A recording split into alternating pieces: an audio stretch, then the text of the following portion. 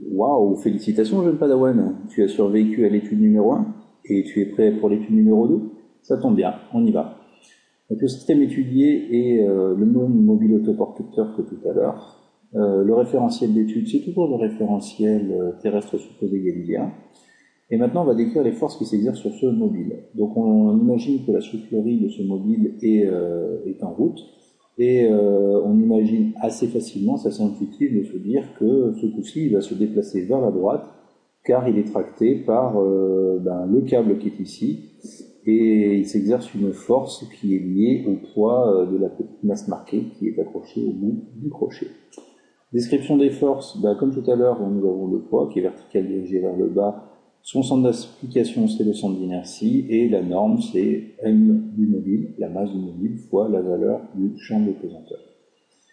La réaction du support vertical dirigé vers le haut, sa surface de contact, c'est le point d'application, la surface de contact entre le mobile et la table. Et la norme, on l'a noté R, on a vu dans l'exemple 1 que la norme de R était égale à la norme du poids, à savoir la masse du mobile fois la valeur de la pesanteur. Il y a une troisième force, évidemment, c'est la tension du câble. Cette tension du câble, elle est horizontale, elle est dirigée vers la poulie assez logiquement. Son point d'application, c'est le point d'accroche du fil avec le mobile autoporteur. De la même manière que dans l'étude numéro 1, j'ai ramené toutes les forces au niveau du centre d'inertie. La norme de cette tension est égale à la valeur du poids qui s'exerce sur la masse marquée qui est ici, à savoir masse marquée fois la valeur de la pesanteur. Donc on a procédé aux trois premières étapes de l'étude mécanique, description du système, du repère, du référentiel et description des forces. On va maintenant utiliser une des lois de Newton.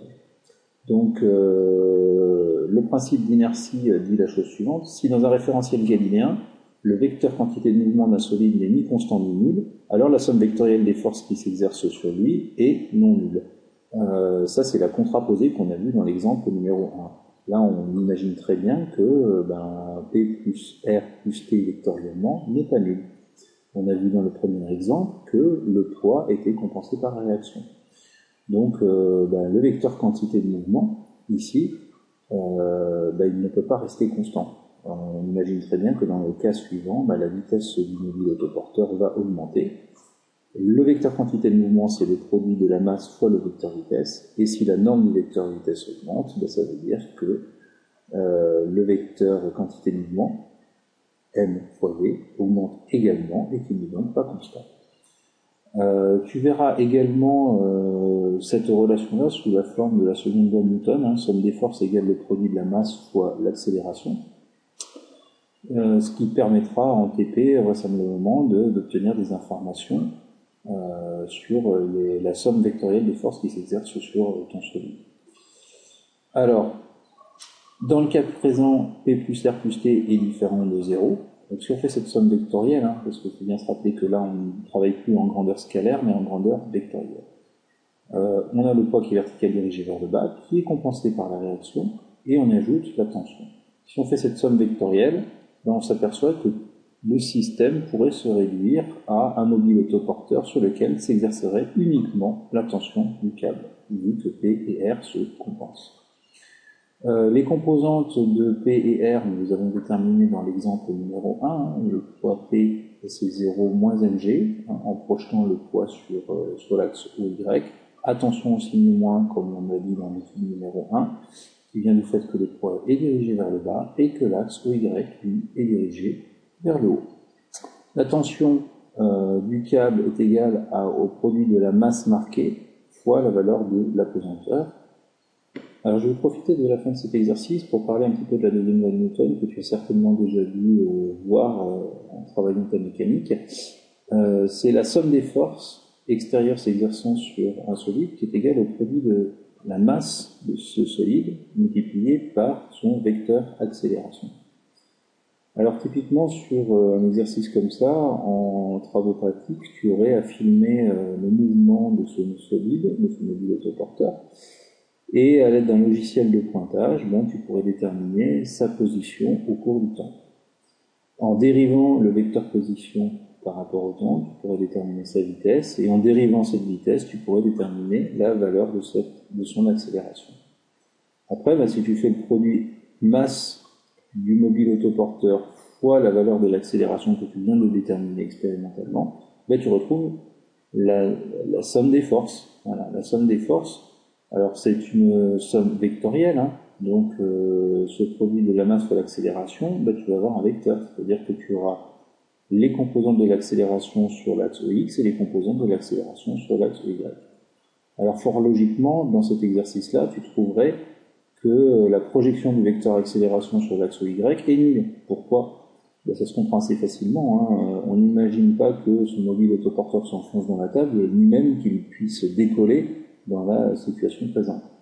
Donc s'il n'a pas de mouvement sur l'axe Y, ça veut dire qu'il n'a pas de vitesse sur l'axe Y, que la projection du vecteur sur l'axe Y est nulle, donc, et que si il n'y a pas de variation de vitesse sur l'axe Y, ça veut dire que son accélération est nulle sur l'axe Y. Et ta deuxième loi de Newton, elle te dit somme des forces égale le produit de la masse sur l'accélération.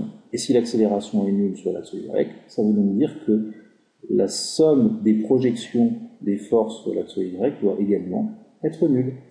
Alors, c'est ce qui se passe ici sur l'axe EY, hein, quand on regarde les différentes composantes de vecteurs, on a moins mg plus r plus 0 qui doit être égal à 0. Et rappelle-toi, dans l'exemple numéro 1, la norme de r était égale à mg. Alors après, on pourrait même s'amuser dans un TP à déterminer la norme de la tension.